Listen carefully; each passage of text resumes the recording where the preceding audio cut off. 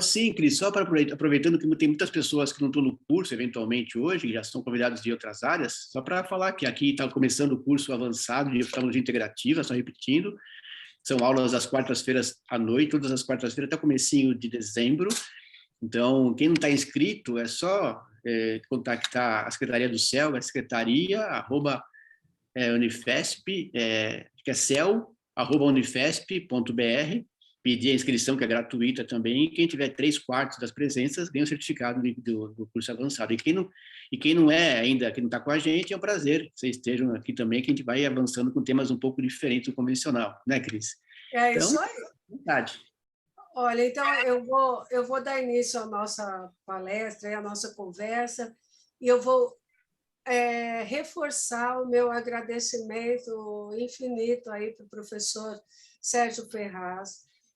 Para quem não o conhece, quer dizer, o currículo dele não caberia nessa minha tela que é enorme aqui. Também, se eu fosse falar o currículo dele todo, eu passaria muito tempo aqui, eu comeria muito tempo da nossa aula, mas ele é um grande jurista, ele escreveu inúmeros livros, quer dizer, ele é membro de todas as academias jurídicas, aí ele falando numa linguagem informal do jeito que eu gosto, ele é um monstro do direito, né, professor? Então, assim, eu fico até constrangida da gente receber esse presente aí, que é a doação do seu tempo, mas nós somos, né, uma universidade federal, o senhor conhece todos os entraves das universidades federais, e a gente agradece a todo mundo que colabora conosco. Então,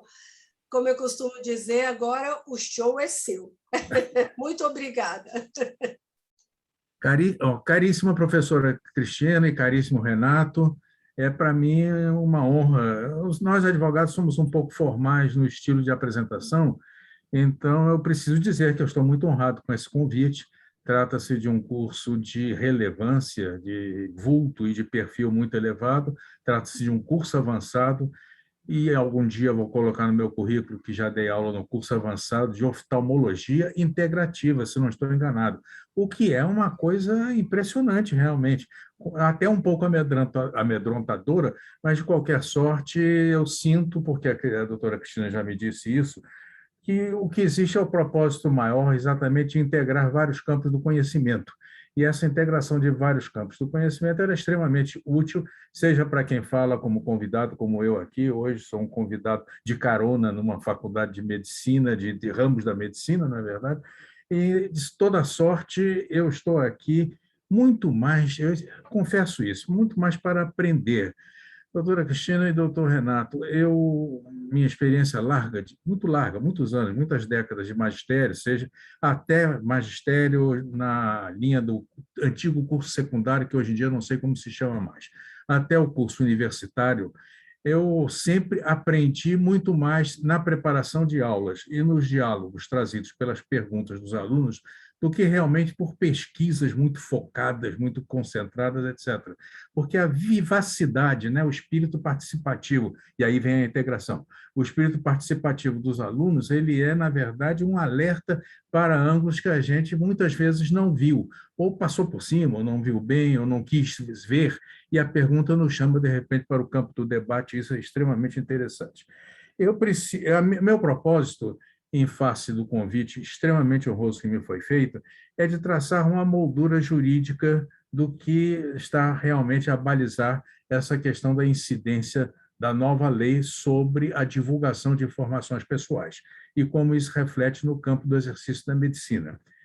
Lembrando um velho animador de televisão e de rádio também, e falo rádio porque eu tenho idade para falar rádio, a maior parte dos que aqui estão nem sabem mais o que é rádio, mas ele começou como animador de rádio, depois passou para a televisão, aquele glorioso animador chamado Chacrinha. Eu vim aqui não é para esclarecer, é para confundir mesmo, ou seja, vou trazer uma série de conceitos, é possível que esses conceitos se impactem de maneira a gerar dúvidas. Essas dúvidas, se me forem propostas, eu tentarei enfrentá-las.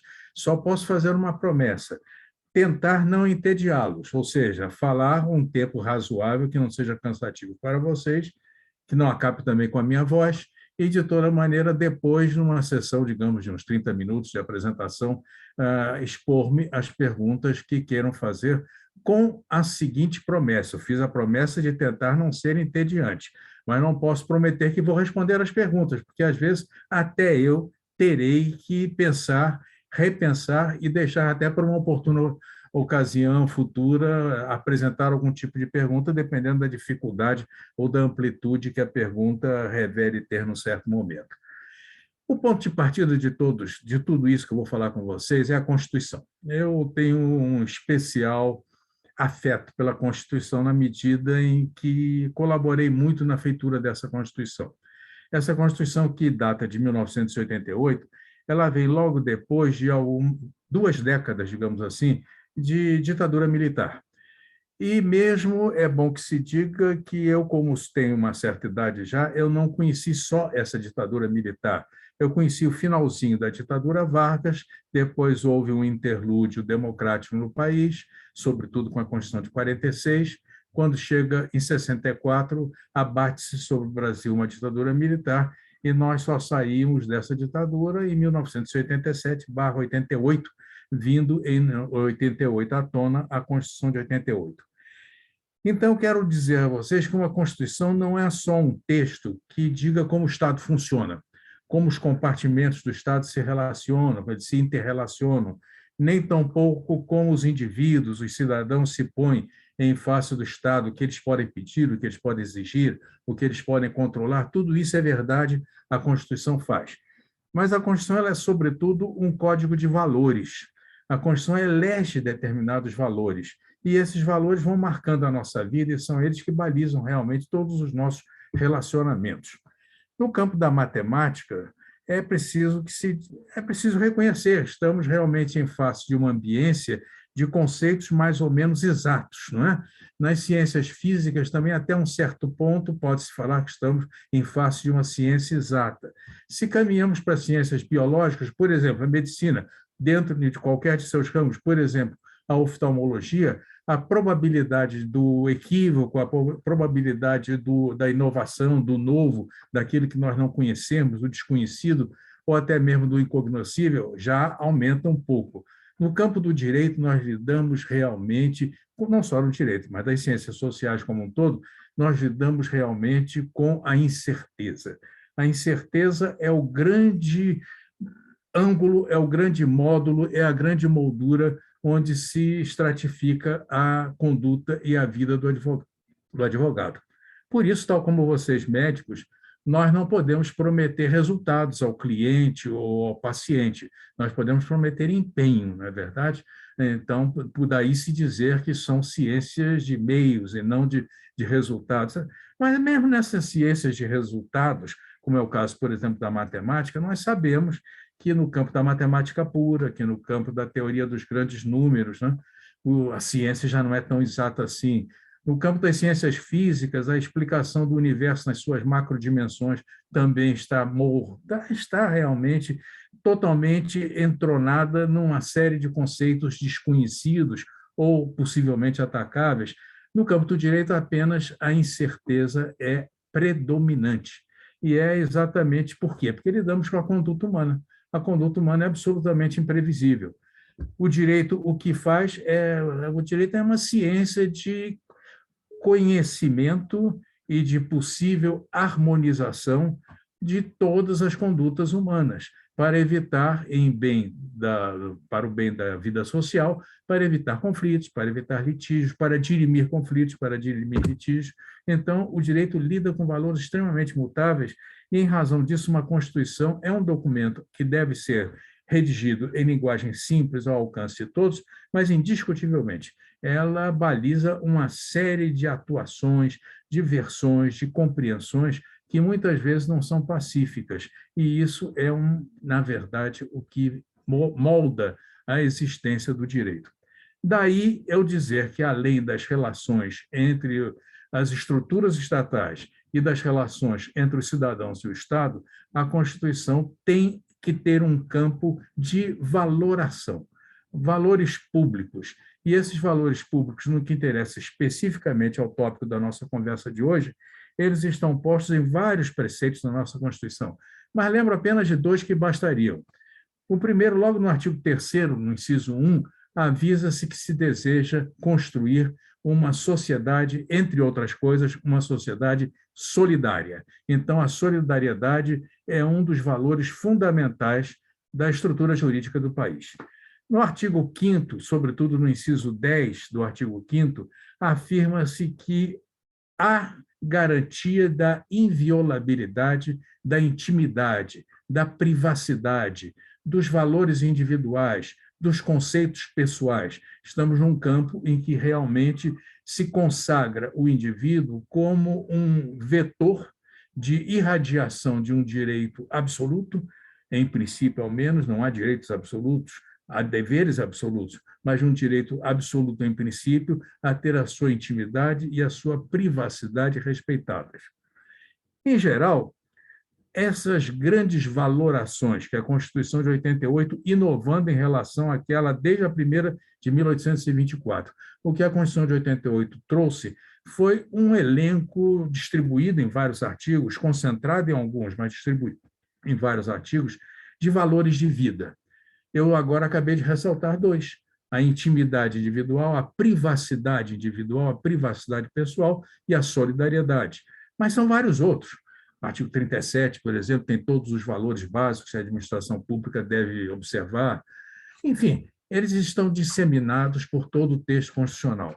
É interessante observar, quem vai ler esse artigo 5º da Constituição, que tem mais de 70 incisos, que às vezes aparecem até mesmo valores que, pelo menos numa primeira aproximação, poderiam ser tidos como conflitantes. Ao mesmo tempo, por exemplo, em que no inciso 10 que eu acabei de referir agora do artigo 5º, se garante a intangibilidade da privacidade e da intimidade, este mesmo artigo 5º garante o acesso à informação. Então, como compatibilizar o acesso à informação com a privacidade? Estamos exatamente no que é a província principal de nós advogados. Nós vivemos, coabitamos, coexistimos, interagimos exatamente na busca da limitação entre uma e outra aferição, de sorte a construir uma sociedade o mais possível solidária e o mais possível pacífica. São essas as nossas grandes preocupações. Então, a intimidade, e este é o primeiro tópico para a abordagem que vou fazer hoje, a intimidade é um valor constitucionalmente garantido. A privacidade é um valor constitucionalmente garantido. O exercício das profissões também está neste mesmo artigo 5º garantido. Esse artigo 5º diz que é livre o exercício das profissões na forma da lei.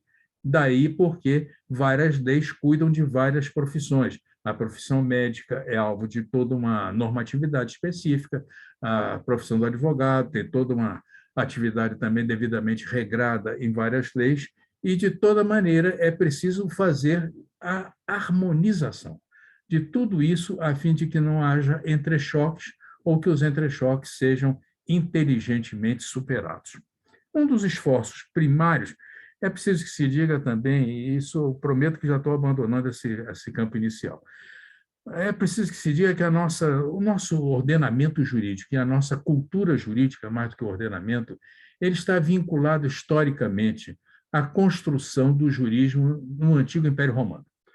E o antigo Império Romano também, até por força da ocupação da civilização grega, ele também acabou se nutrindo de muitos conceitos orientais, mas esses outros conceitos orientais foram sendo aclimatados à latinidade, à europeização, de sorte que o sistema jurídico e a cultura jurídica do Ocidente ela é bem diversa, é bom que se diga, daquela que existe no Oriente, seja no Oriente próximo, seja no Oriente distante.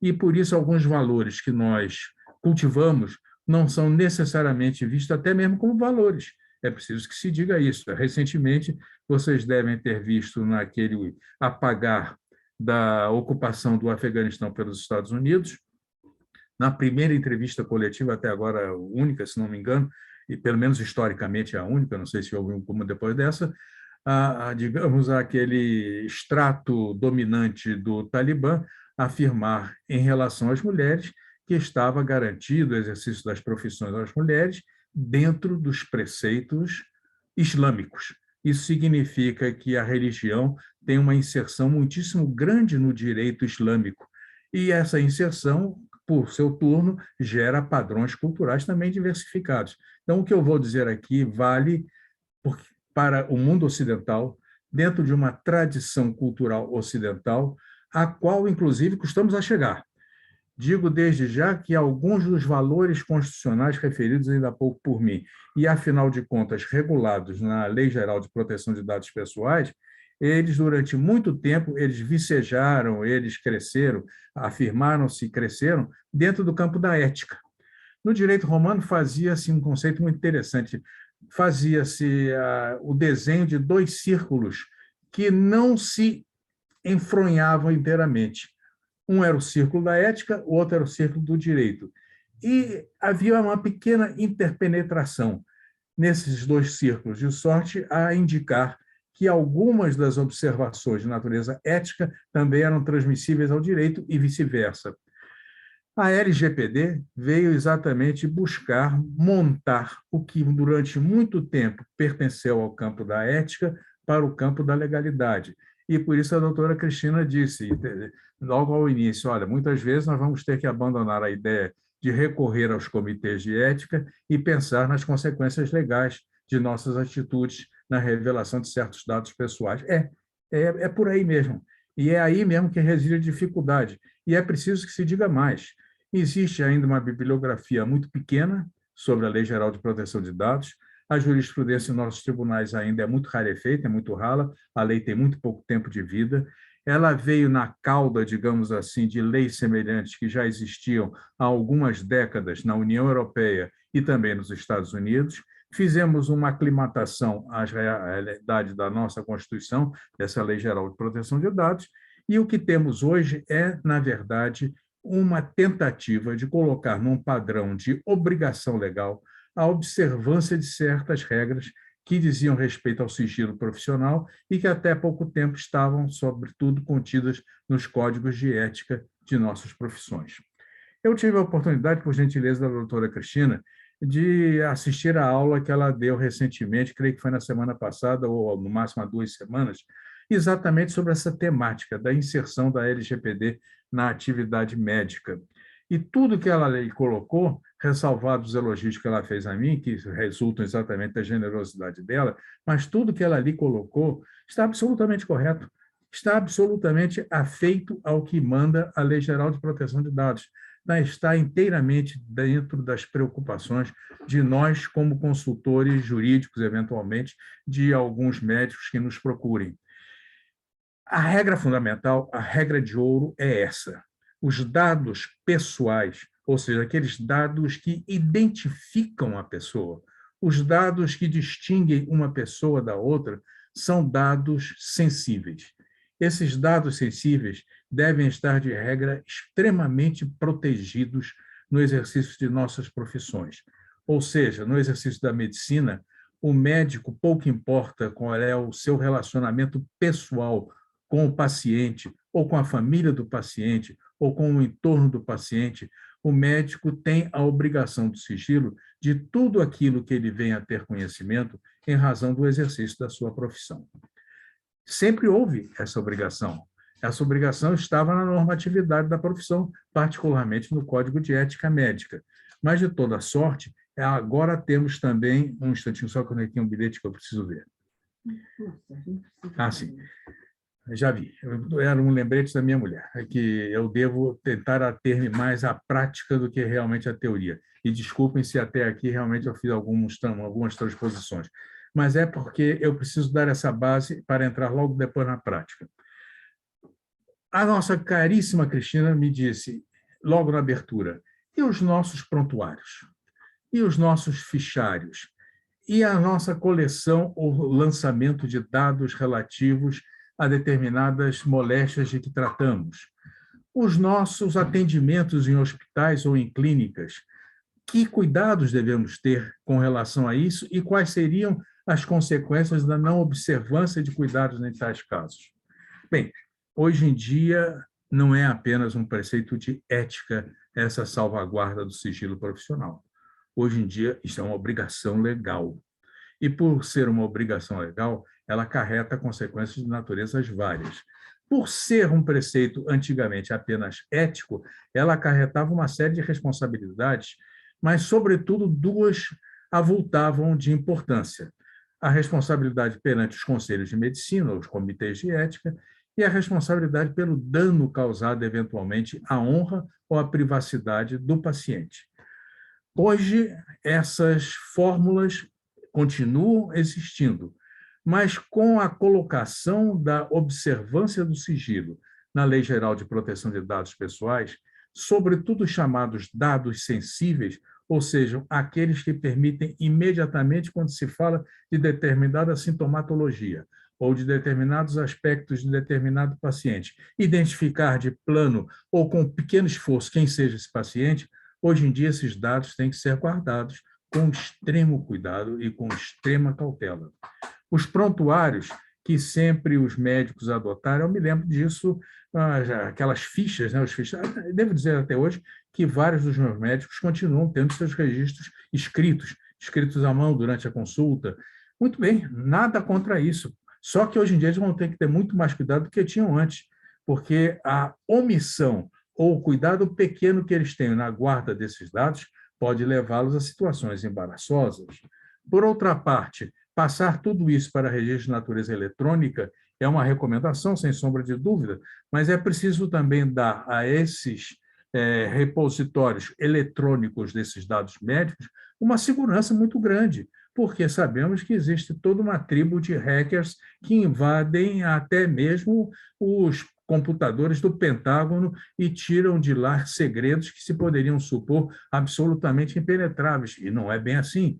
Então, é preciso que, se vamos passar a eletronificar toda a nossa documentação, e essa é uma recomendação de cautela realmente que se deve observar na medida do possível, realmente os registros eletrônicos, em princípio, são mais difíceis de serem, quem sabe, acessíveis por mera intrusão de alguém em nossos consultórios, em nossos escritórios. Muito bem, mas é preciso cercar também esses dados eletrônicos de toda uma série de cuidados contra invasões, de sorte a que não se possa depois dizer que o médico teve o seu fichário eletrônico invadido em razão de um pouco cuidado na guarda do sigilo que os seus dados eletrônicos merecem. Então, é um dado a mais de cuidado por parte de aqueles que têm dados que são absolutamente importantes para a configuração do tratamento que queiram dar a seus clientes. A questão da anonimização, ela é, na verdade, delicadíssima. Anonimizar significa retirar de determinado dado certos indicadores que permitissem ligar o dado a uma certa pessoa. Isso é muito variável no tempo e no espaço. É possível que eu faça registros de certos dados relativos a alguém de maneira absolutamente anônima e, no entanto, os algoritmos, que são, na verdade, os grandes vilões da informática, os algoritmos consigam, de certa maneira, encaminhar dentro de certas operações, sobretudo num ambiente de internet das coisas, façam uma configuração de dados de uma tal ligação que se possa chegar, inclusive, a ultrapassar todos os cuidados de anonimização. Então, nas pesquisas que nós fazemos, e aí os pesquisadores são chamados a fazer a chamada pseudo-anonimização, ou seja, eles precisam dar certos dados de fantasia que desviem o foco, de maneira que os dados concretos com os quais eles lidem não sejam facilmente trazidos para aqueles que passam pelos experimentos, pelas experiências, pelos tratamentos experimentais, etc. Tudo isso tem que ser trazido com muita cautela para que não haja a possibilidade de identificação. E os dados sensíveis são dados guardados pela lei com extrema, diria eu, cautela, e uma cautela, inclusive, que chega no campo, hoje em dia, do direito penal. O sigilo profissional, quando ele é violado pelo médico, ou seja, aquilo de que ele tenha conhecimento e que publique, dê publicidade a isso, e o faça sem cuidado, de sorte que se torna possível saber a quem diz respeito, ou pelo menos uma pequena comunidade de possíveis pessoas que possam ser identificadas por aqueles dados, esse sigilo profissional, quando é violado pelo médico em termos de escrita, em termos de conversas, ele está realmente já há muito tempo configurado como um crime. O crime de violação ao sigilo profissional existe no Código Penal desde 1940, mas, na realidade, quando ele passa a ser eletrônico, a divulgação ou a invasão por omissão ou por descuido ou por desídia do médico, ela acarreta penalidades muito mais severas. A violação do sigilo eletrônico é muito mais séria em termos de tratamento penal do que a violação do sigilo profissional por mera revelação de natureza oral ou de natureza escrita. Então, é preciso que cada vez mais tenhamos cuidado para que não lancemos caminhos que possam permitir, seja a hackers, seja a algoritmos, seja a fuçadores de dados, seja a vendedores de dados, seja aos tratadores de dados, a possibilidade de violar a garantia da privacidade e da intimidade posta com letra de ouro na nossa Constituição. Olha, vejam, por exemplo, no direito. No direito, o delito mais sério que pode existir é o delito do assassinato. Matar alguém é o crime mais sério que pode existir dentro do nosso Código Penal. No entanto, matar alguém pode não ser crime. Na legítima defesa, eu posso matar alguém e não estarei cometendo um crime. No estado de necessidade, darei um exemplo aqui de estado de necessidade, eu posso estar matando alguém e também não estarei, em princípio, cometendo um crime. Quando, há muitos anos atrás, é possível que alguns de vocês não se lembrem, mas alguns se lembrarão, houve o desaparecimento de um avião que trazia jogadores de rugby do Chile para a Argentina, ou do Chile para o Uruguai, isso é que eu não estou muito bem certo. E esse avião caiu lá nos Andes. Alguns morreram nesse choque do avião lá no alto dos Andes. Alguns sobreviveram.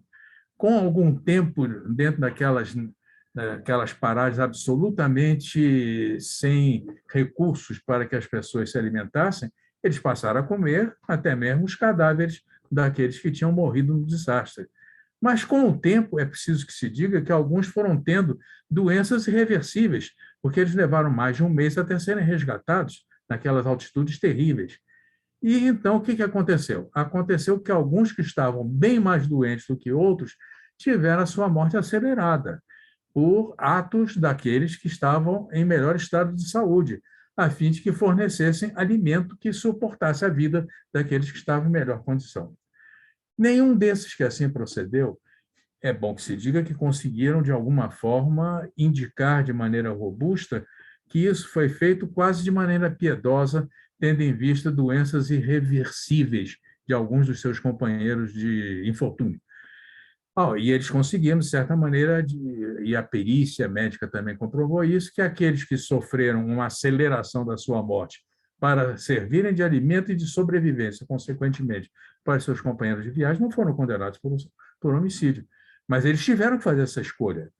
E eu quero dizer que nenhuma escolha é destituída de risco. Todas as escolhas têm consequências. O que acontece é que, em algumas vezes, podemos afastar as piores consequências. Mas responder a um processo sempre é desagradável, qualquer que seja o desfecho do processo, ainda que seja favorável a nós, outros, que estamos, de qualquer maneira, envolvidos naquele processo. Na legítima defesa, por exemplo, se alguém me ameaça de arma na mão e eu disponho de uma outra arma e respondo antes dele, dou um tiro e mato quem está me ameaçando, pode acontecer que, dentro de um processo, e eu vou responder ao processo, não tenho a menor dúvida, vou alegar e vou me defender com a escusa da legítima defesa. Se ficar comprovado que não havia uma situação de tanta emoção ou de tanto embate emocional que me permitisse, por exemplo, dar um tiro que não fosse fatal, um tiro que fosse apenas paralisante, se eu, em vez de dar um tiro, eu dou 6, eu esgoto toda a carga do meu revólver para me defender naquele momento, estou sujeito à configuração de um excesso de legítima defesa. Então, tudo isso são escolhas que você faz na hora e que depois você vai ter que responder por elas. A mesma coisa vai acontecer seguramente em várias situações que vocês vão enfrentar. E eu vou trazer a contexto uma que me pareceu muito interessante dentro daquela aula que a professora Cristina deu há alguns dias atrás para vocês. Se eu não estou enganado, mas ela me corrigirá, ou então não me corrigirá, porque se eu estiver enganado, será um exemplo um pouquinho diferente, mas baseado no exemplo dela, e eu me aproximei da tela, apesar da recomendação de nunca fazer isso, porque a pessoa fica com uma cara muito grande, mas é que eu fui pegar uma xícara de café aqui para tomar como pausa para mim e para vocês. Imaginem a hipótese de um médico que vá a uma boate. No tratamento do exemplo da doutora Cristina, usava-se já um vocabulário mais atualizado do que o meu. Eles foram a uma balada. O médico foi a uma balada com um amigo que também era paciente dele. Esse paciente era portador de uma doença sexual, DST, uma doença sexual transmissível de natureza grave. Adentra a balada uma moça muito bonita, muito vistosa, muito espontânea, muito comunicativa, e isso desperta um interesse muito grande nesse amigo do médico, que sabe que ele tem uma DST. Então, o médico sabe que o propósito dele é, na medida do possível, seduzir aquela moça e verificar se consuma todo o encontro com aquela moça. Ele faz, então, uma comunicação. Olha, você está com essa doença tal e qual.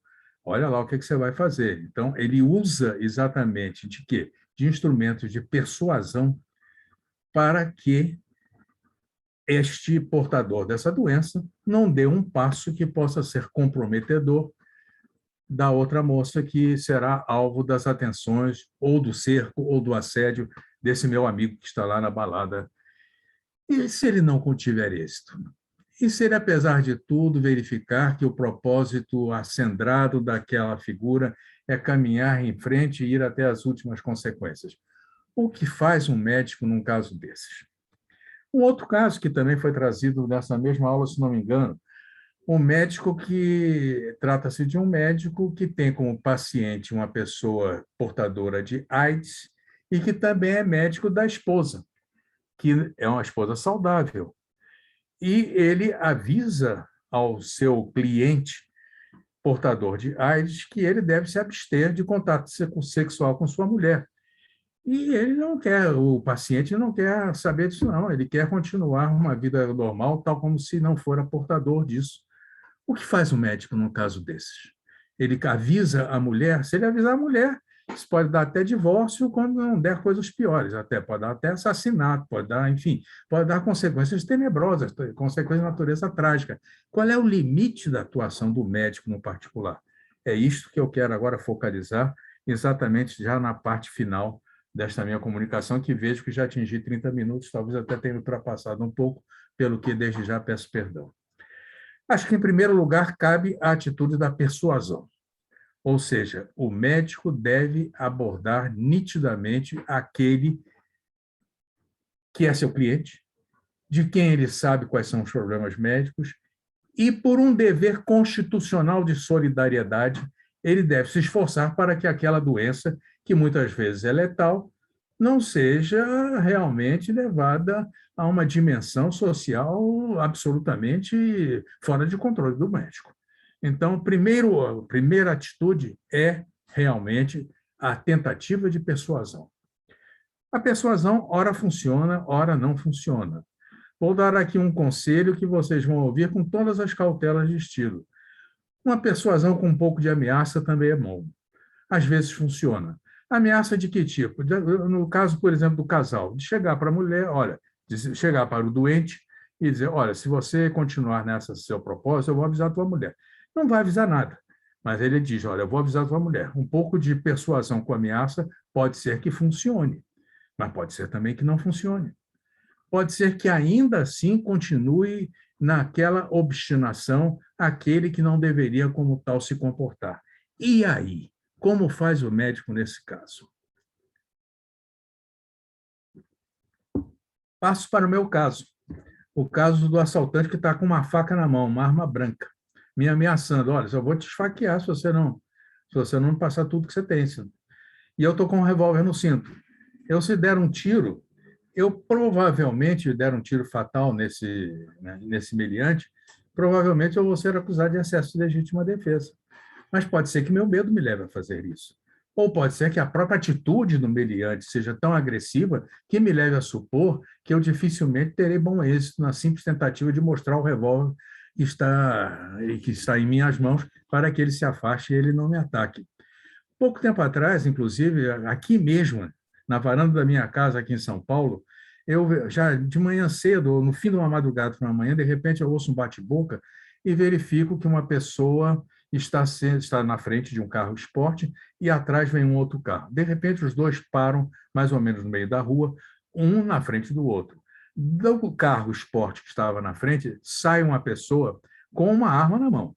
Do carro que estava perseguindo de onde saiu a pessoa armada, saem duas pessoas, uma em cada porta.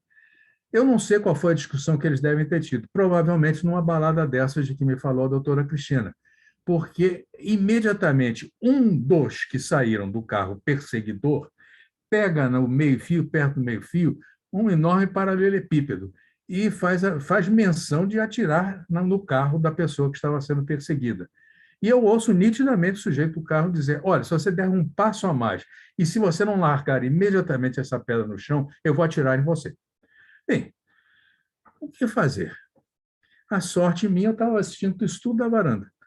Eu não vou me meter numa briga dessa, evidentemente. Não estou nem armado com arma, nem com paralelepípedo. Eu quero ver o desfecho. Evidentemente, a pessoa que estava com o paralelepípedo na mão teve juízo de não atirar, porque podia ser que fosse um mero blefe daquele que estava com a arma na mão, ou podia ser que levasse o tiro mesmo. Então, as decisões têm que ser tomadas muitas vezes na hora e não tem saída. E eu quero fixar-me exatamente nessas situações que aparentemente são sem saída. Na primeira caso, balada, a moça sendo assediada, o meu paciente, que eu sei que tem DST, querendo levar a cabo toda a sua tentativa de assédio de conquista, ou no segundo exemplo, o meu paciente não querendo cercar-se dos cuidados de sorte a não contaminar sua mulher. Tento persuadir um e outro de que não façam o que estão ameaçando fazer. Acompanho uma pitadinha de sal a essa persuasão com uma ameaça. Vou contar, hein? Olha, vou fazer isso. Nada disso consegue convencer. E aí? Aí, meus amigos, estamos em face realmente de conselhos que eu vou dar. Conselhos como advogado que eu vou lhes dar, sabendo que estão numa situação onde praticamente nada podem fazer senão tomar uma decisão. Tanto num caso como no outro, eu creio que o médico deve imediatamente comunicar-se com o seu conselho, como eu, como advogado, me comunicaria, porque, aliás, nesse particular, o Código de Ética dos Advogados tem uma cláusula um pouquinho diferente da dos médicos, embora haja muita semelhança entre um e outro. No que diz respeito ao sigilo profissional do advogado, tal como existe no do médico, a justa causa é uma hipótese eximente da obrigação do sigilo. Eu tenho uma justa causa. Então, se eu conseguir configurar uma justa causa nesse caso, eu posso tentar, depois da persuasão, que é a primeira arma, eu posso tentar realmente expor ao meu conselho essa justa causa para pedir que eu seja desobrigado da observância do sigilo ou para pedir algum tipo de providência do meu conselho ou do conselho de vocês no caso concreto. Muito bem, é uma hipótese. Mas a situação nem por isso se torna mais simples, porque, às vezes, a ameaça não é iminente. Se a ameaça não é iminente, eu não preciso consumar imediatamente também a minha persuasão acrescida. Além de eu procurar o meu comitê de ética, além de procurar o meu conselho profissional, eu disponho de outros métodos, sim. Eu posso, por exemplo, nos casos de notificação compulsória, a coisa é muito mais simples, porque certas doenças, por definição médica, existe a obrigatoriedade da notificação. A notificação ela acaba com o sigilo. A notificação publiciza o dado. Havendo notificação compulsória, aquelas obrigações de sigilo imediatamente inexistem na medida dos efeitos que a notificação produz. Então, ali temos, na verdade, uma possibilidade já de um tratamento bem mais facilitado. Mas há casos em que realmente a simples comunicação ao comitê de ética ou ao conselho profissional não seja suficiente. Há casos em que a repercussão social do encobrimento de um dado de saúde pode levar realmente a correlatas consequências, desculpe pela repetição da palavra consequência, de natureza terrível. Covid. A Covid está aí para nós. A Covid está aí para mostrar. Quem sair por aí contaminando na busca individual daquele mesmo propósito governamental da imunização de rebanho, na verdade, ele está fazendo um ato genocida. O que eu devo fazer quando estou em face da revelação de uma conduta dessa natureza? Procurar meu conselho, sim, mas isso só não basta. Os conselhos podem tomar até decisões liminares, mas podem tomar decisões liminares que se limitam ao âmbito entre o médico e o seu conselho. Mas há também a repercussão social. Nesse momento, o médico deve procurar o Ministério Público e fazer imediatamente uma denúncia. Deve procurar a Defensoria Pública, que é encarregada de defender a sociedade. Se tiver relacionamento com alguém do Poder Judiciário, deve aconselhar-se junto com o juiz. Tudo isso são situações em que a divulgação ela é extremamente restrita, ela é funcional e ela não significa uma imediata identificação daqueles dados que são gravados de privacidade pela cláusula constitucional. Evidentemente, eu não tenho um remédio que seja uma panaceia universal para todos os casos. Eu apenas trouxe aqui duas hipóteses extremamente interessantes, levantadas pela própria autora Cristina, para dizer que a obrigação do sigilo ela é absoluta, mas que o médico não é um protagonista insensível dentro da sociedade e que ele tem meios e métodos para obter algum tipo de exoneração de responsabilidade pessoal e social, seja com a comunicação do fato ao seu conselho, o Conselho de Ética, ao Conselho de Medicina, ao Comitê de Ética do Conselho de Medicina, seja a um membro do Ministério Público, da Defensoria Pública ou da magistratura. Há meios, sem violação à Lei Geral de Proteção de Dados, de não se permitir que um propósito de toda maneira repulsiva ao compromisso maior do médico, que é o da garantia da vida, seja violado por uma ação ou por uma omissão.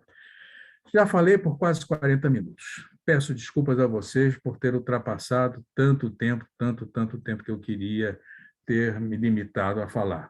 Mas eram algumas ideias preliminares e, como eu prometi, tanto a Cristina quanto ao doutor Renato, que sou um colaborador efetivo da Unifesp, quero dizer que em outros momentos, em outras ocasiões, estarei pronto a fazer outras meditações mais concretas e mais adentradas já no conteúdo da própria Lei Geral de Proteção de Dados.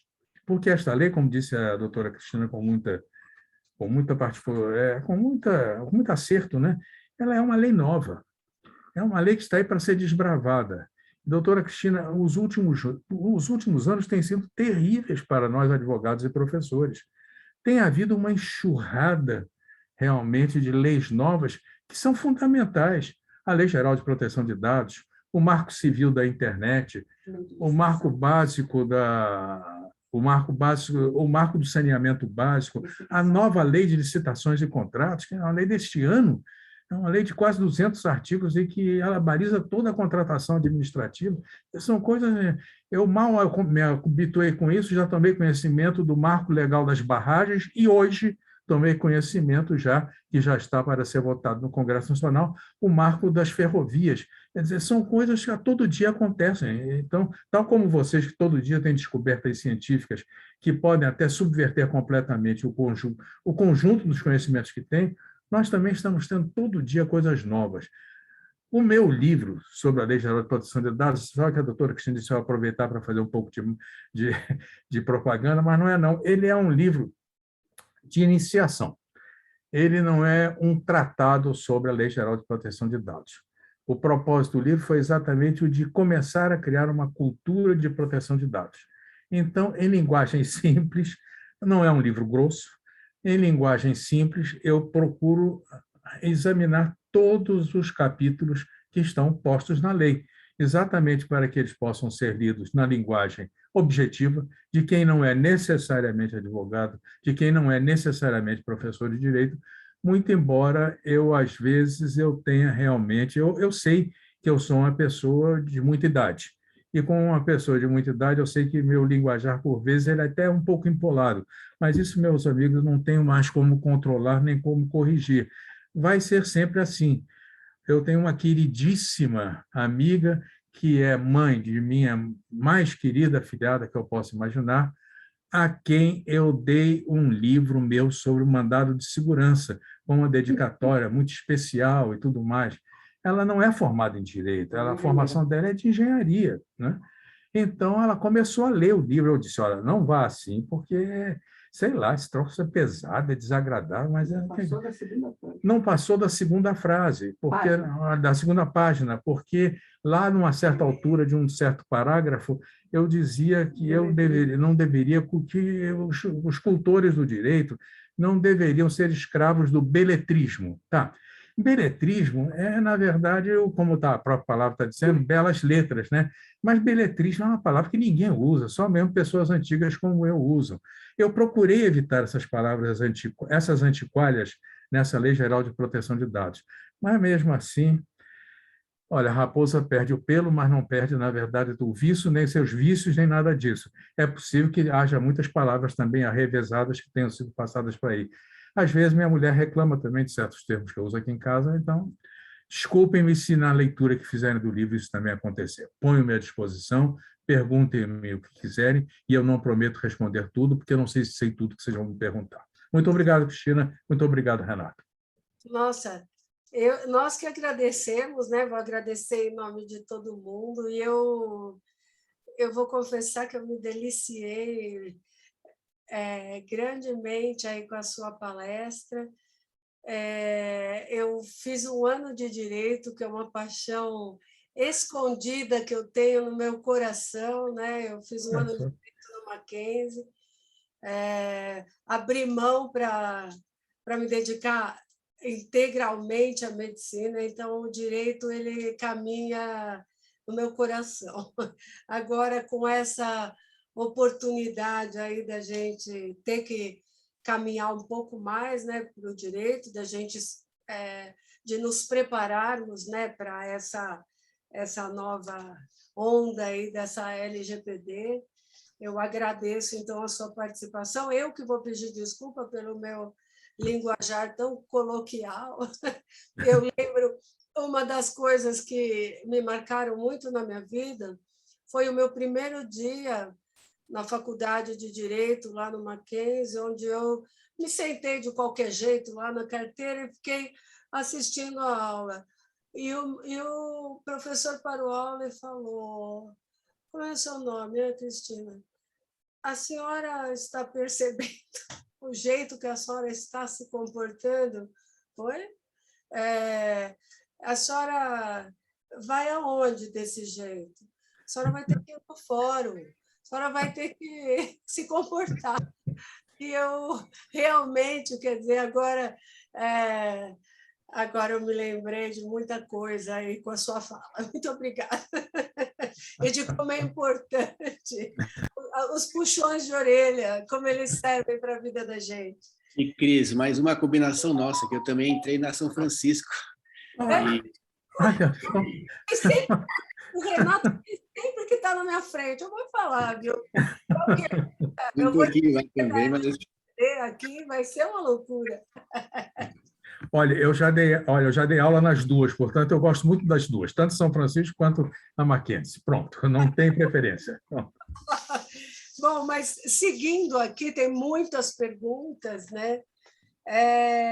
A primeira, vamos lá.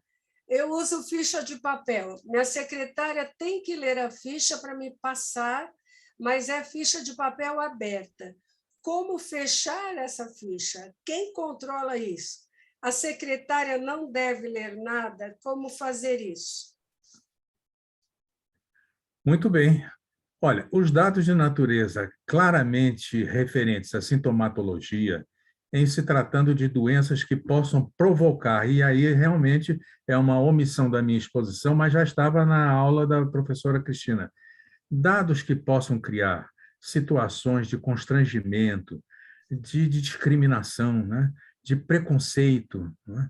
De realmente desvalorização, esses dados eles têm que ser guardados e a sua secretária não deve mesmo conhecer, não. São dados que devem estar somente com o médico. As fichas devem passar a ser realmente registros de quem é cliente, de quem não é cliente, do agendamento das consultas e até mesmo, eventualmente, de um ou outro medicamento que seja recomendado, mas, eventualmente, dados que tenham que ver com a possibilidade de criar situações de constrangimento ou de violação da intimidade, esses dados devem ser reservados exclusivamente ao médico. É claro que você pode ter uma confiança total na sua secretária, não tenho dúvida alguma quanto a isso. Mas se por um descuido ou por uma infidelidade, algum dos dados dessa ficha for levado à revelação e com isso criar esse tipo de embaraço para a pessoa que está identificada naqueles dados, você será tão culpada quanto sua secretária e provavelmente até mais, não só porque estará tratando de maneira bastante desidiosa um dado essencial, um dado sensível, como também porque não estará escolhendo bem sua secretária. Agora, nesse caso, agora uma pergunta que me ocorreu, vamos supor que eu despedi essa secretária e ela ficou morrendo de ódio de mim. E ela roubou ali, sei lá, eu atendo o professor Sérgio Ferraz. Ela vai lá e fala, agora eu vou jogar no ventilador que ele tem tal problema. Quem é que responde nesse caso? Quer dizer, são dois processos, um meu contra a secretária e um geral. Assim, quem é o responsável por isso? Eu que não protegi esse dado, agora com essa nova lei? Provavelmente, o que vai acontecer é uma ação contra a doutora Cristina.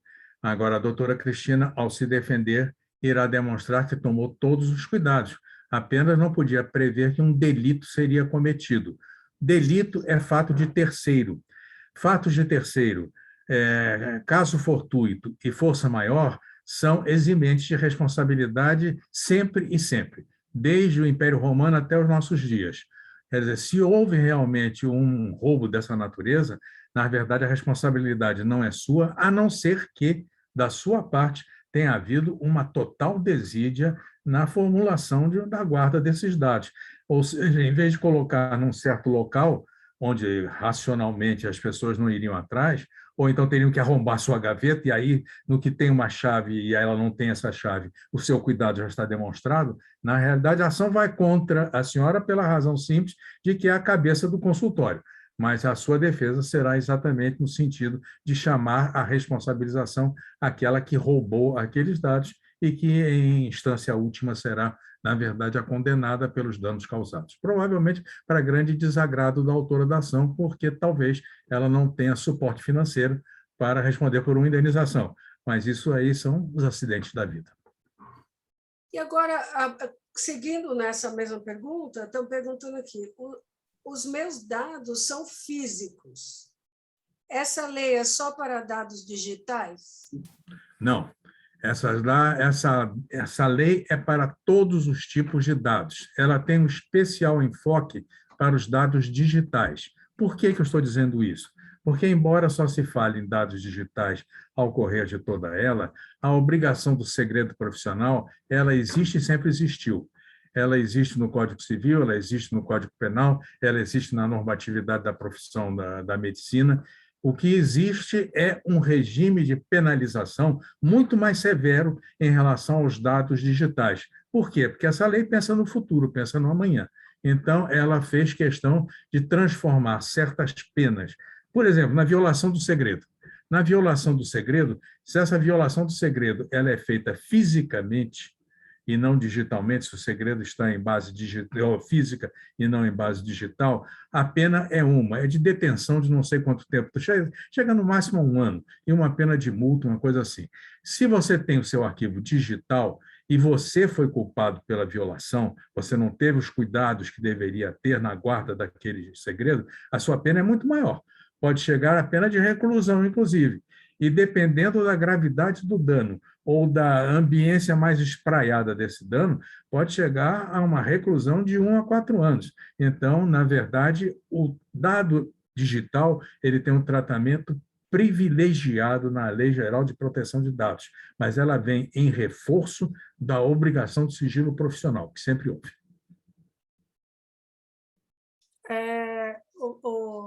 O professor Mauro Campos está traduzindo as suas palavras, Obrigado. Agora, outra pergunta. Se for um conhecido que sabemos ter AIDS, devemos ou não avisar os possíveis parceiros? Avisamos? Se não avisarmos, podemos ser penalizados também? Muito bem. Essa é a rigor a pergunta que foi objeto de uma exemplificação por parte da doutora Cristina e por uma abordagem da minha parte também. O que devemos fazer, em primeiro lugar, é tentar, como eu disse, convencer o seu cliente de que não faça a divulgação, não faça a disseminação da sua moléstia, né? E, como eu disse, num conselho que é muito pouco técnico, mas que, na verdade, é muito sincero, um pouquinho de persuasão com ameaça também é bom também fazer, né? Dizer, olha, vou revelar, hein? Se tua mulher souber disso, eu não sei o que vai acontecer se a tua namorada souber disso. Muito bem, mas imediatamente eu devo ter o cuidado de procurar o meu conselho de medicina, narrar ao comitê de ética o que eu estou passando, com o que eu me eximo de acusação de omissão, porque eu depositei num âmbito restrito aquele segredo, o mesmo devendo eu fazer, e isso já entra a figura do advogado aconselhando, o mesmo eu devo fazer junto à Defensoria Pública, ao Ministério Público. Levar também uma denúncia que fique em círculo restrito, a fim de que eles tomem as providências que eles julgarem cabíveis. E as providências deles terão que resguardar também, na medida do possível, o sigilo dos dados, a fim de que não haja uma identificação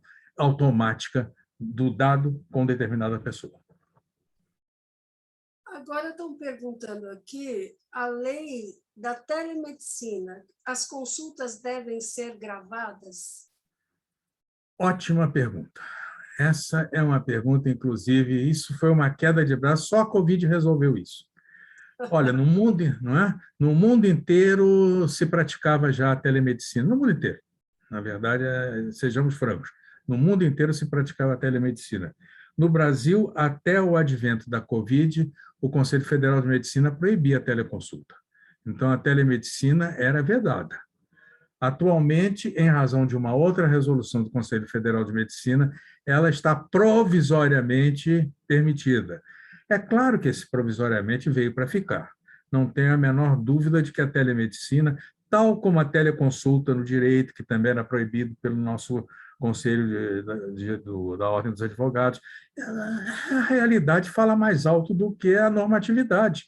A realidade, então, impõe determinados tipos de comportamento.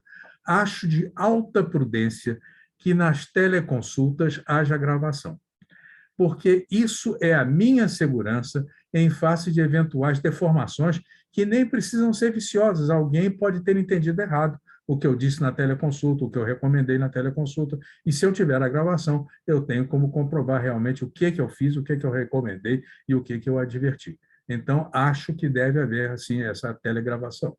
Por outra parte, também é preciso que essas teleconsultas elas sejam resguardadas. É preciso que elas não sejam feitas via YouTube, porque feitas via YouTube, elas caem no mundo das mídias e ninguém mais recupera e não há sigilo nenhum.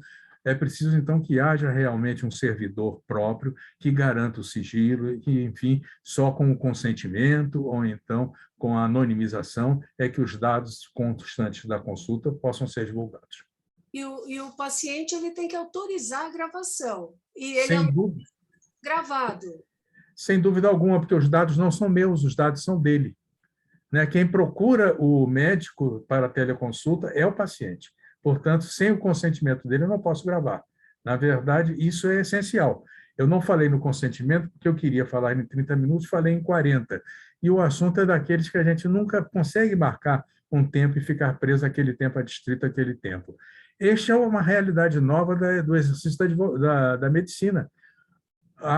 O consentimento claro e inequívoco, de preferência formal, se possível escrito, do paciente, ele deve ser exigido sempre em relação aos dados que ele nos transmite, sobretudo em relação aos dados sensíveis. Aí realmente é a segurança da profissão médica que está em jogo, e é uma cautela essencial que se obtenha sempre o consentimento. Um questionamento não foi feito aqui, mas me ocorreu que, trabalhando com pesquisa também há tantos anos, né, a gente sempre fala que o prontuário não é do médico, o prontuário é do paciente. E muitas vezes nós não pedimos autorização para o paciente para fazer um prontuário eletrônico, e também muitas vezes o paciente, eu vejo às vezes discussões em grupos de médicos, né, a respeito de relatórios, a respeito de atestado, a respeito de parente pedindo, por exemplo, o paciente está internado, aí morreu. E a família, por causa de, sei lá, inventário, qualquer coisa, quer o prontuário desse paciente. São pontos, vamos dizer, muito hot topics, de novo, para a gente dizer em relação ao que deve ser feito, porque é muito difícil para o médico, às vezes, quando alguém quer, mesmo profissionalmente, o paciente não vai, o exemplo citado, sei lá, tem AIDS, eu não posso pôr isso no relatório profissional. Eu estou fazendo, violando um segredo, aí eu estou quebrando um protocolo, aí eu estou indo para a justiça. Então, assim, como que a gente sai dessas situações, assim, nesse ponto, assim,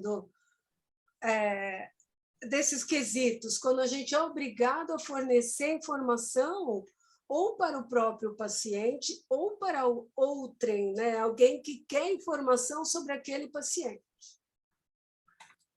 Muito bem, doutora Cristina, muito bom, muito próprio. Vamos ao prontuário, vamos ao relatório também. Ambos são documentos de grande relevância no exercício da medicina. Na verdade, o prontuário a rigor, é um documento compartilhado. Ele é do hospital, porque ele serve de guia para os procedimentos que vão ser tomados por todos aqueles que intervêm no tratamento, na verdade, até mesmo pelos paramédicos que têm que ministrar a medicação dentro daquilo que está sendo colocado ali no prontuário, e também eles são do paciente. O paciente também é coproprietário, por isso é que eu disse que ele é um documento compartilhado. Se o doente perde a sua capacidade de discernimento, na verdade, ele já não é mais compartilhável com o cliente. Ele é compartilhado por quem faça, pelo responsável, por aquele que tem a responsabilidade legal e que pode falar em nome do paciente que está agora privado de discernimento. Então, o compartilhamento se transmite para essa pessoa. Se o doente vem a óbito, na verdade, dentro da legislação, dentro do Código Civil, são indicados quais são os sucessores legítimos, e são os sucessores legítimos que têm direito a obter o prontuário. Então, o prontuário não deve, em princípio, conter dados senão os minimamente necessários para o atendimento hospitalar do cliente.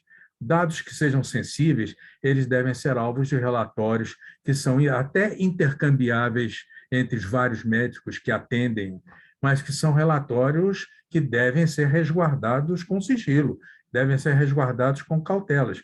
Muito bem disse a doutora Cristina quando diz: eu não vou botar num relatório médico que fulano está com AIDS. Não vai fazer isso, porque isso daí, num relatório que seja aberto, é exatamente uma violação flagrante de um dado, daqueles dados sensíveis, e, consequentemente, entra em todas aquelas imputações lá da LGPD e do Código Penal também. Então, o prontuário é um documento compartilhado, ele deve conter os dados necessários, estritamente necessários ao acompanhamento do tratamento, e os relatórios pessoais são dos médicos, mas devem ser lançados com todas as cautelas de sigilo que todos os dados sensíveis reclamam. Colocaram aqui, muito bem colocado, foi o Mauro falando na sequência disso, que isso acontece o tempo todo em relação a exames pré-admissionais, às vezes a contas, por exemplo, a gente faz uma cirurgia e é auditado por aquele tratamento que a gente fez, né?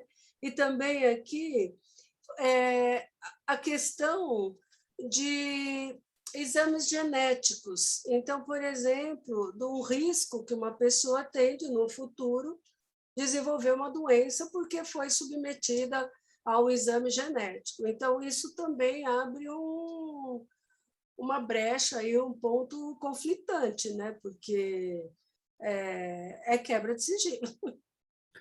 Não tenha dúvida, doutora Cristiane, que e por isso o problema do sequenciamento genético, né, do exame genético, do encadeamento todo do seu DNA, isso tudo são dados extremamente sensíveis, porque eles apresentam, com frequência, nem sempre, mas apresentam certas comorbidades latentes, potenciais, e isso tem que ser resguardado com o máximo sigilo, até porque loucos atrás disso estão as seguradoras, estão os headhunters, estão as empresas que vão contratar, e esses são dados sigilosos, esses não são dados compartilháveis. O sequenciamento genético, na verdade, ele é um documento de alta sensibilidade.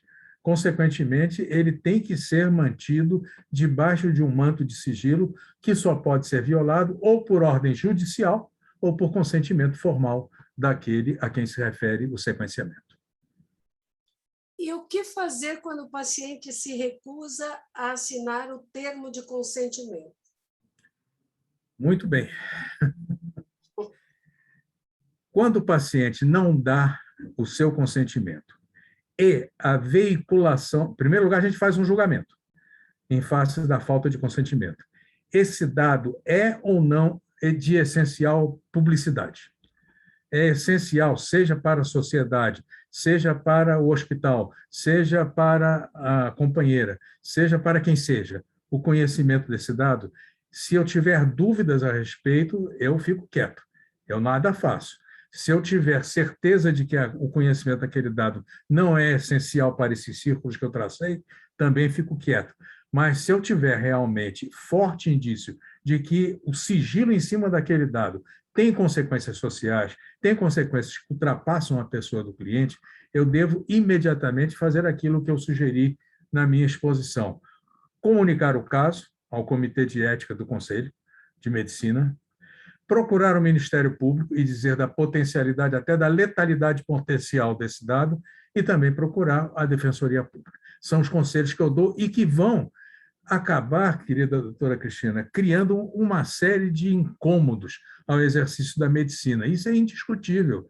Essa LGPD, ela é onerosa para todo mundo, mas, sobretudo, para todo mundo que lida com dados pessoais. Nós mesmos, como advogados, lidamos com dados pessoais. Eu não sou advogado penal, mas o advogado criminal, ele lida até com a confissão do sujeito, matei, não matei, roubei, não roubei, e não pode falar, não pode fazer. O padre também, lá no confessionário, também não pode nem falar, não pode falar para ninguém, não pode falar nem para o Papa, ele não pode revelar isso nem para o sumo pontífice. No caso concreto, nós ainda temos as nossas instâncias, podemos procurar o nosso conselho, podemos procurar o Ministério Público, podemos procurar, enfim, as autoridades que são encarregadas de defesa da sociedade. Tanto o Ministério Público quanto a Defensoria Pública são constitucionalmente categorizados como órgãos de defesa da sociedade. Então, a esses órgãos, vocês vão ter que se acostumar aos poucos a ter contatos, porque, em muitos casos, não bastará pela urgência simplesmente comunicar ao seu conselho. Vai ser necessária uma providência muito mais rigorosa, muito mais vigorosa, muito mais áspera e muito mais urgente do que a simples comunicação ao conselho. E o CID, hein? A gente sabe disso tudo, que o diagnóstico pertence ao paciente, não deve ser quebrado, não sei o quê. A maioria dos convênios, 100%, e 100% das empresas, quando a gente dá um atestado, eles mandam o paciente voltar para pôr o CID. Então, eu pergunto, isso é quebra de sigilo. Agora, com a LGPD, se eu colocar lá, olha, doutor Sérgio Ferraz não veio trabalhar hoje porque ele tem o CID tal, que é tuberculose, por exemplo, está tossindo. Eu poderia só escrever que ele está tossindo, mas não serve. A empresa quer que eu ponha o CID. Como sai dessa? Tem toda razão, doutora Cristina, nessa pergunta. E isso já deu muita briga entre a minha mulher e a seguradora. Eu vou dizer logo qual é a Mil, por exemplo. Já brigamos muito, porque, na verdade, esses são dados sigilosos. Se realmente a não colocação do CID, se realmente o CID eu falei na Mil, mas como para toda e qualquer seguradora isso vai. Se a seguradora ficar me exigindo e com isso não me reembolsar parcial ou totalmente dentro do contrato que eu tenho, não a senhora médica, eu tenho que acionar para que eu tenha o meu reembolso. Mas a senhora tem o segredo resguardado. Não deu CID, né? A senhora pode, se tiver o meu consentimento, pode dar. Mas simplesmente indicar que eu tenho tuberculose, por exemplo, isto é um compartilhamento indevido. E esse dado é garantido por sigilo. Mas se eu sou obrigada a escrever e não escrevo, eu prejudico o paciente. Então, no caso, eu deveria fazer um atestado modelo onde eu coloco CID tal, autorizado pelo paciente, ou isso não tem valor nenhum? Porque, por exemplo, no exemplo que eu dei da tuberculose, inclusive, é transmissível, é saúde pública. E você não quer que eu conte para ninguém lá na empresa que você tem tuberculose, porque você tem uma tuberculose latente, não transmissível. Porém, falou que tem tuberculose, desmaia todo mundo, sai correndo e vão te demitir porque não querem tuberculose na empresa.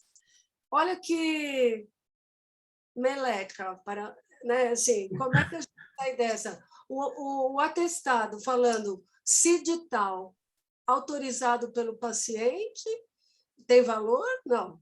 Não. CID tal, autorizado pelo paciente, tem todo o valor. Apaga-se inteiramente a sua responsabilidade. CID sem a autorização do paciente, aí o risco é do médico também. Então, acho que isto entra na cultura da LGPD para o médico. O médico, quando for dar um atestado, ele deve pedir o consentimento e até avisar ao cliente, olha, se eu não colocar isto, provavelmente você não vai ter direito a isso e mais aquilo da sua seguradora. Então, o CID tal, autorizado pelo paciente, é eximente, sim, da sua responsabilidade. Aí colocaram aqui a pergunta, naquele prontuário eletrônico de dado sensível, de anonimização, o que faz numa clínica onde o prontuário é compartilhado. Então, vários médicos numa clínica, utilizando o prontuário eletrônico que todo mundo lê. Acho que a pergunta é assim, por exemplo, o Renato atendeu o paciente lá que é muito famoso e tem sífilis, e todo mundo tem acesso a esse prontuário.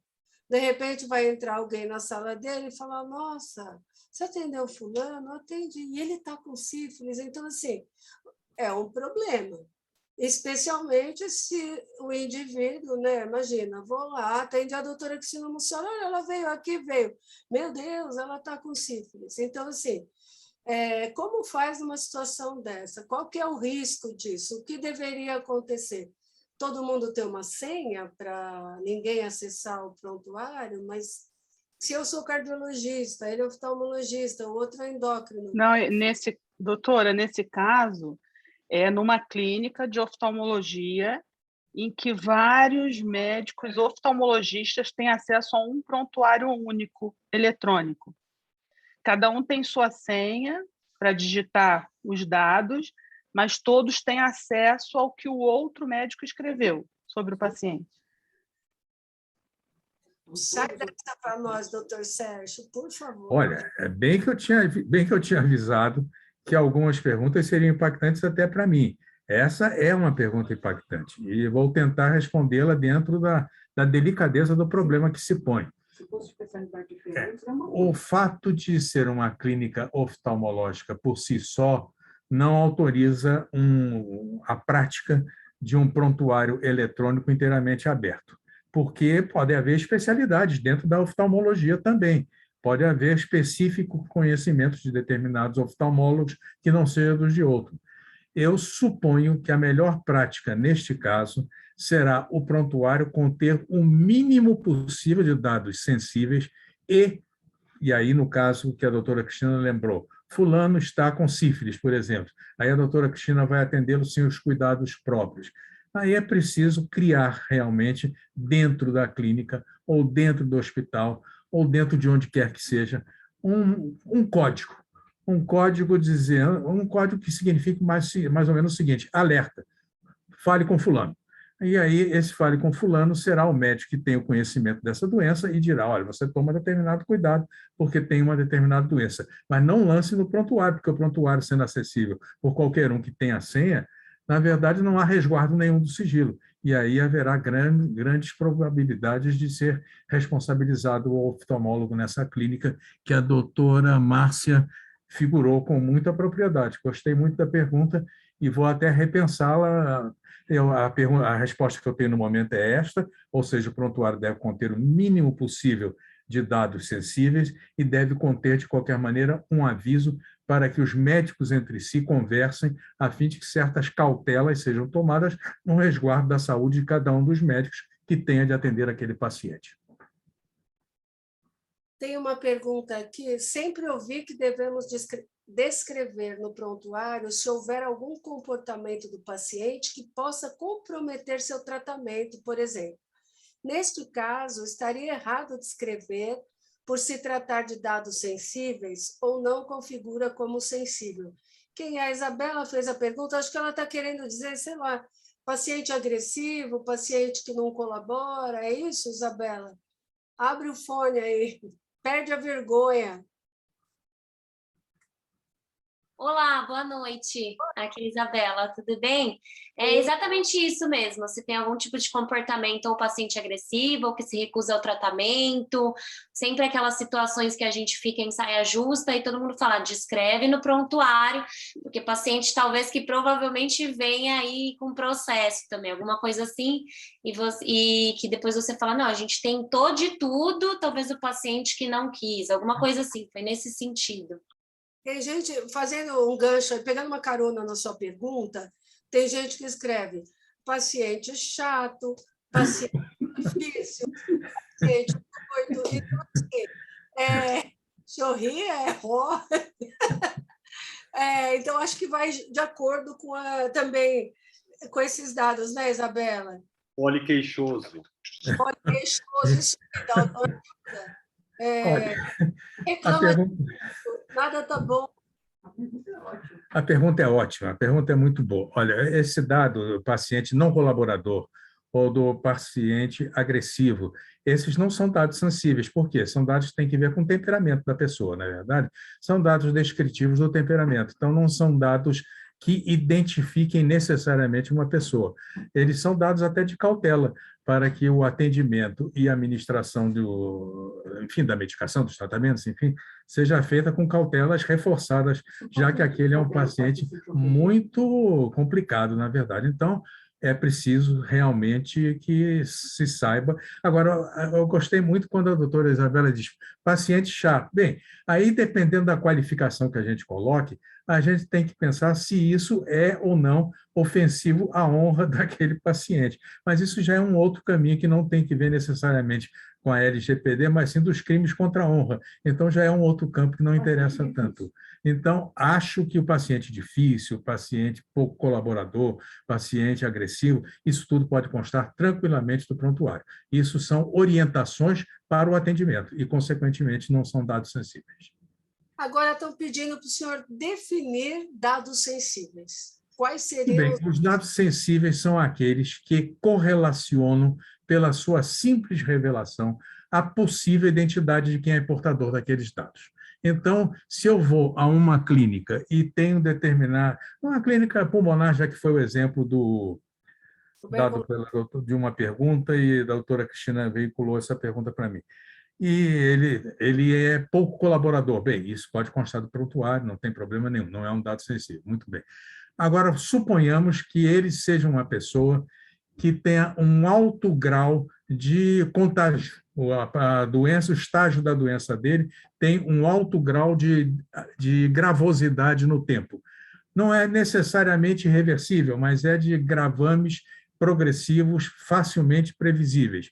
Este é um dado sensível, porque este dado, uma vez revelado, pode ser altamente discriminatório contra aquela pessoa, pode isolá-la socialmente, pode condená-la até ao ostracismo, de maneira que só os médicos é que o procurem. Ele simplesmente ser portador de uma determinada doença não significa necessariamente que eu estou lidando com dados sensíveis. Dados sensíveis são aqueles que são suscetíveis de privar a pessoa da sua intimidade e da sua privacidade em sua plenitude. Aquilo que me coloca na exposição, na vitrine, com uma pessoa que não merece contato, que não merece contágio, que não merece ser procurada, que não merece ser cultivada, isso são dados sensíveis e, consequentemente, não devem ser tratados com a liberdade absoluta. Perguntaram aqui da TB, da tuberculose como notificação compulsória. Tuberculose é notificação compulsória, sífilis também atualmente. Ótimo. Porém, é uma quebra de sigilo, mas mais ou menos, né? Porque assim, não quer dizer que a gente vai sair por aí gritando. Exatamente. Muito bem. Não está com tuberculose. Mas eu sou obrigada, como médica, a notificar Perfeito. a tuberculose, não é isso? Aí é o bom senso, exatamente isso. A notificação é compulsória, tudo bem, mas isso não lhe autoriza a fazer uma mensagem gravada e passar, né, para a cidade inteira sobre... Né? Exatamente. Não adianta colocar no microfone, nada disso. É o bom senso que tem que predominar, não é verdade? Estou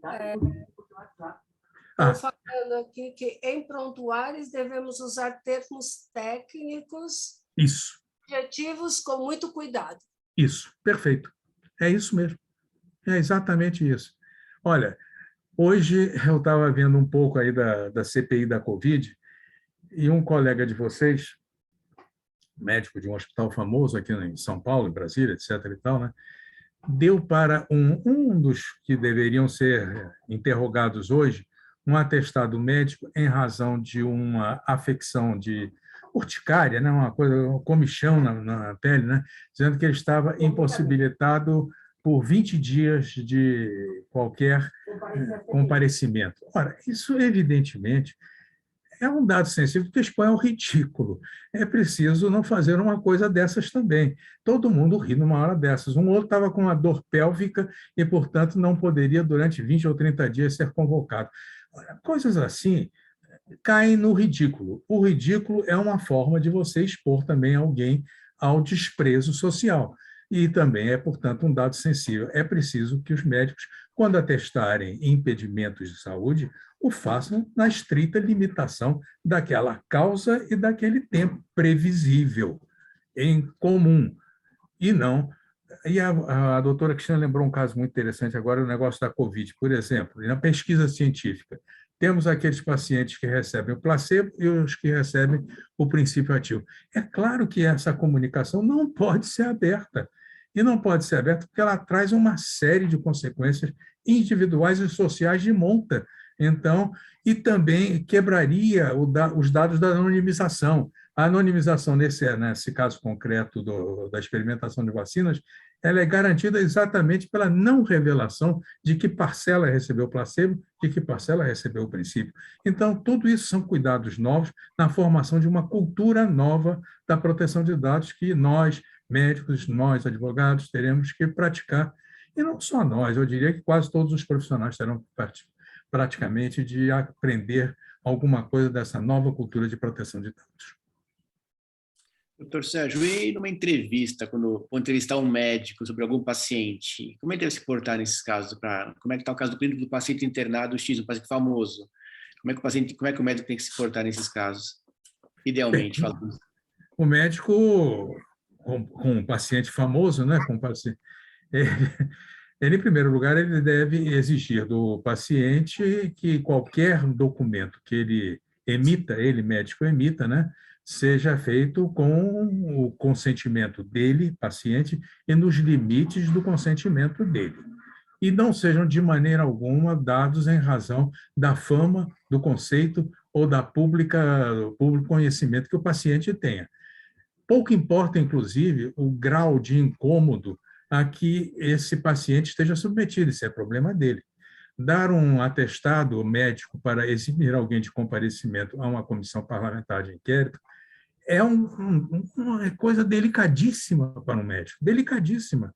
Ele deve dar exatamente na estrita conformidade da necessidade do não comparecimento e não fazer um beneficiamento de amigo. Então, é assim que o médico deve agir, com cautela máxima, e só dizendo que está dando esse dado em razão de consentimento expresso que o seu cliente lhe comunicou e, em razão disso, ele está dando aquele atestado. E só ampliando um pouquinho, fiz a pergunta, saindo um pouco sobre a LGPD, mas o senhor, como advogado, qual a dica principal que o senhor pode nos dar, enquanto médicos, para evitarmos sermos, por algum motivo qualquer, processados pelos pacientes, de modo geral? Em qualquer caso em que apareçam dados que possam suscitar problemas, e vocês já têm essa cultura, vocês sabem que determinadas atitudes podem gerar um processo de indenização, isso vocês já têm.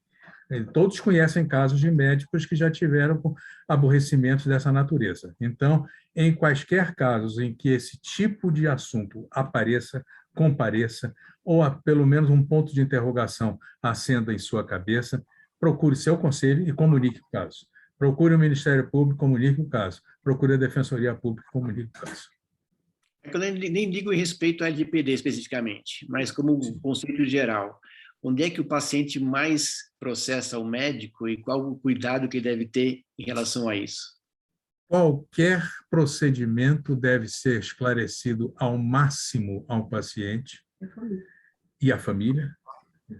E a família, quando haja a necessidade do representante, é claro, né? Deve ser comunicado. E a família deve saber também de que se trata, porque senão depois vem os familiares, depois se o paciente morre, os familiares vêm também atrás. Então, é preciso que o princípio da transparência, que está na Constituição, no artigo 37, e que está também no artigo 3º da Constituição, sejam praticados no nosso dia a dia também. A transparência. Olha, dar má notícia é uma coisa inevitável. Tanto vocês, médicos, como nós, advogados, temos que dar más notícias às vezes. E a má notícia nunca é bem recebida. A má notícia, ela precisa ser comunicada também, porque os nossos pacientes, os nossos clientes, têm direito de saber quais são as suas oportunidades, as suas chances de sucesso ou de fracasso quando nos procuram.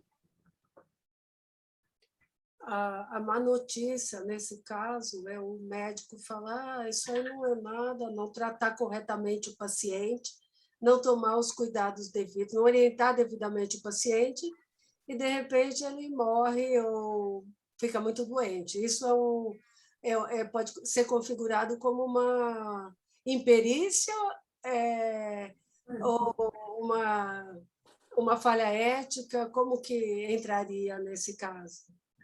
Olha, alguém deve ser depositário dessa má notícia, de preferência o paciente, ou o acompanhante do paciente.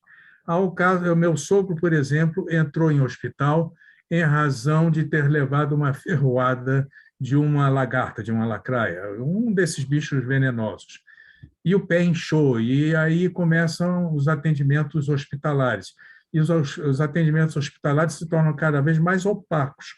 Eu não consigo acesso ao prontuário, eu não consigo notícias verazes, não consigo dedicação aberta dos médicos, e mais de 10 ou 15 dias depois ele morre. Foi o que aconteceu realmente com ele. Morreu entubado em razão de uma série de...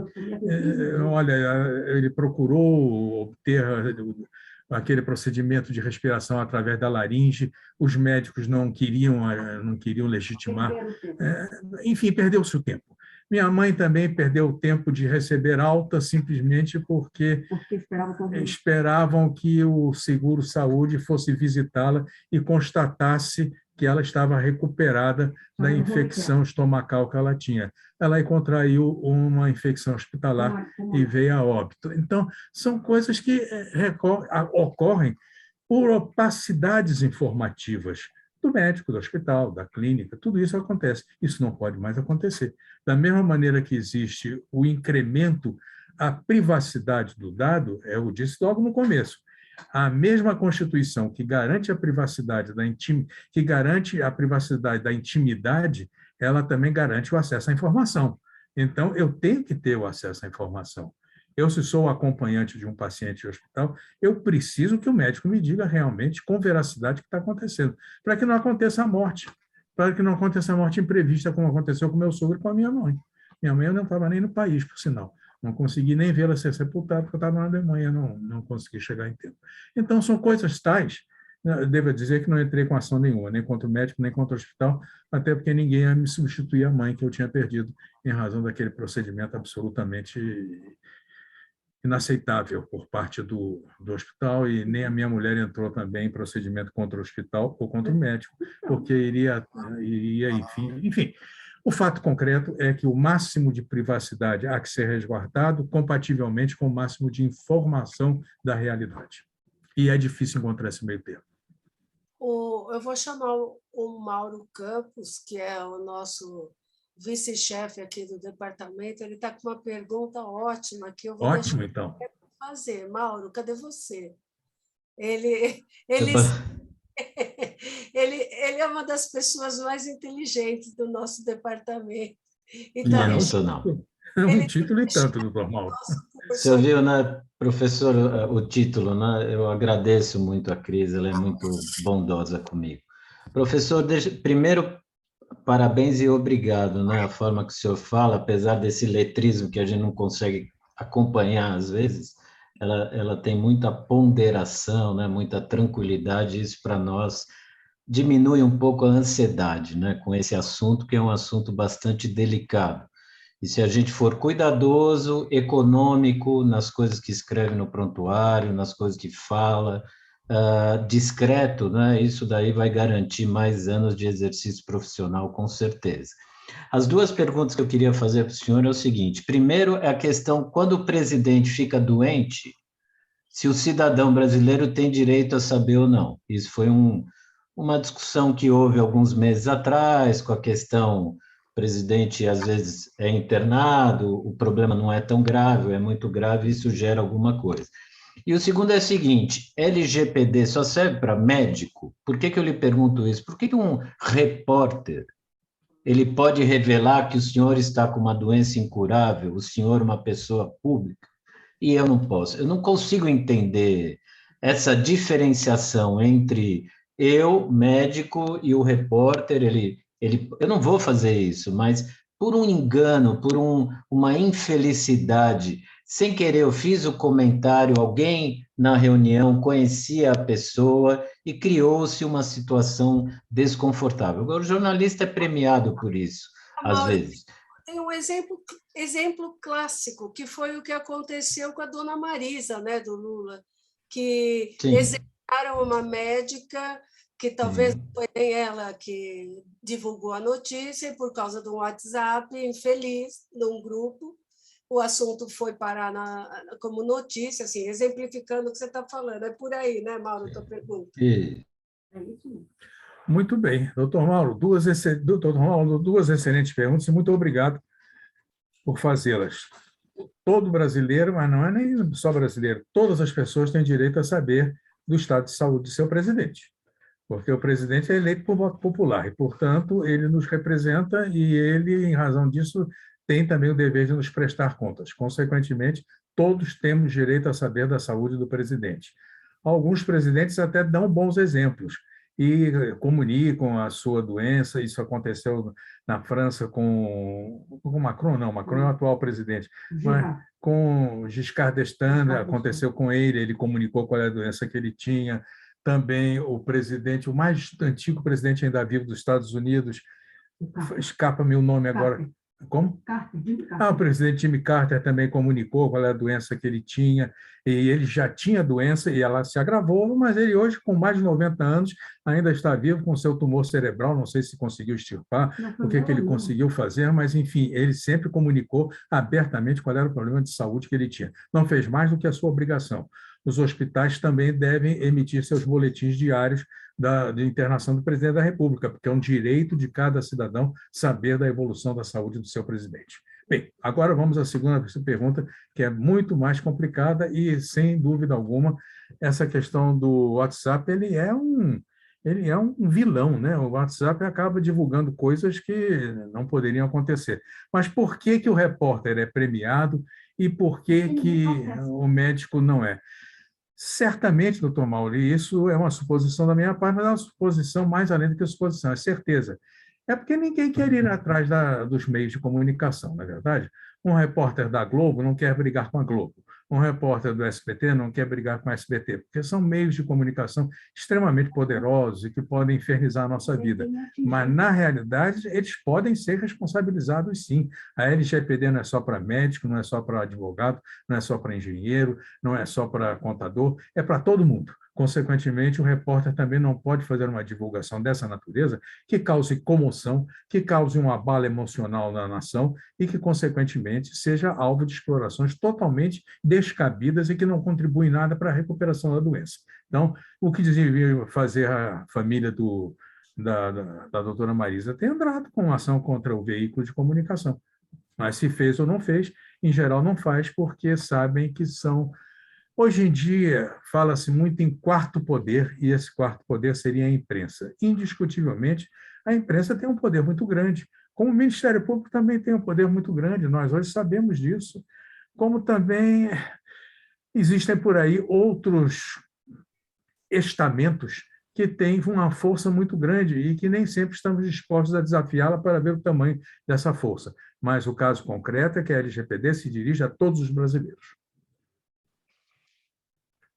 Aí, Renato, talvez cabe a questão do famosinho que você comentou ser um deputado, um prefeito, um vereador, porque pelo que o doutor Ferraz comentou, né, um cargo eletivo, ele foi eleito, né, então, de certa forma, ele se torna público eletivo, aí, pelo que eu entendi, então eu posso falar sobre o meu paciente prefeito da cidade que não está bem de saúde, por exemplo.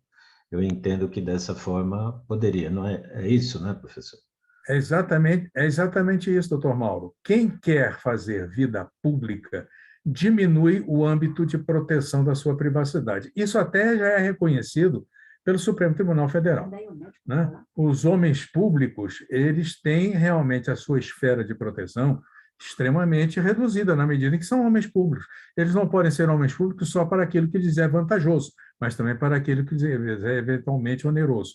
Eu, como cidadão comum, eu poderia desejar que a minha saúde ficasse mais ou menos resguardada, ninguém comentasse, etc., etc.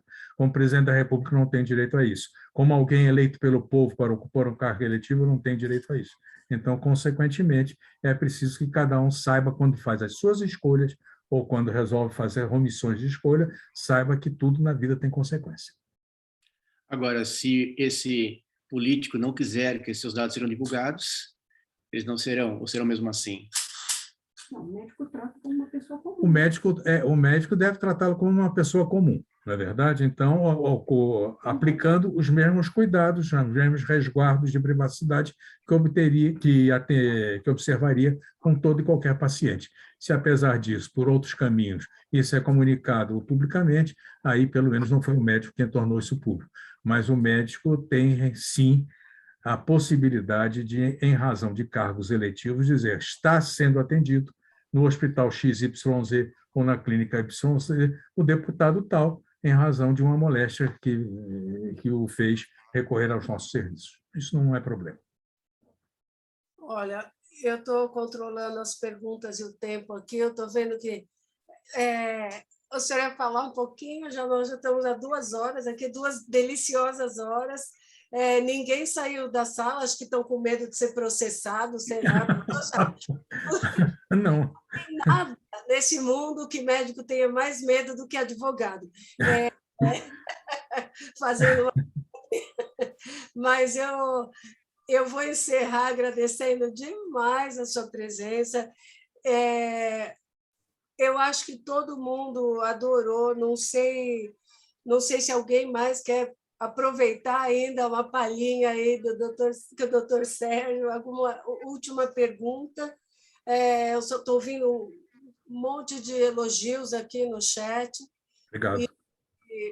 Então, quero tornar os elogios públicos e agradecer imensamente a doação do seu tempo, a sua disponibilidade, a sua delicadeza de falar de assuntos tão árduos, a sua competência de fazer com que nós, né, ignorantes no assunto, ignorantes não num sentido pejorativo, mas de desconhecimento, pudéssemos, de fato, entender pelo menos o comecinho, né? A sementinha está plantada. Então, muito obrigada. Não sei se o Renato quer complementar alguma coisa. Não, isso é ótimo, uma boa ideia que você teve, trazer esse tema para cá. Interessante que aqui tem aulas diferentes, né? Então faz parte desse processo também, integrando até a parte legislativa, né? A parte da legislação da nossa vida. Então, Sérgio, muito obrigado. E é muito bom até ouvir uma pessoa de fora do nosso meio com um jeito de falar, né? Um jeito gostoso de escutar, um português tão bem colocado, de uma forma tão apropriada também. Então, isso é interessante. E solicitar, quando nós precisarmos, temos alguma dúvida, pedimos o seu auxílio mais para frente. Olha, eu vou fazer a propaganda. Essa doutora Cristina. Mas, olha, salvou minha vida, pessoal. É um livro fininho, leitura fácil. A linguagem está de acesso para nós todos. E eu vi que ele está na Amazon. Eu recomendo a todos que tiverem interesse. O merchandising, pode ficar tranquilo. E agradeço aí, mais uma vez, a sua disponibilidade, novos temas. Qual o nome do livro? Estão perguntando. Lei Geral de Proteção de Dados. Dr. Sérgio Ferraz, está na Amazon. Do grupo de novo. Olha, muito obrigado pelo convite que me fizeram. Foi para mim uma honra. Agradeço muito, doutora Cristina, agradeço muito, doutor Renato, e fico à disposição de vocês. Foi um privilégio ter tido essa oportunidade e estarei à disposição. Obrigada e boa noite. Boa noite, obrigado. Obrigado.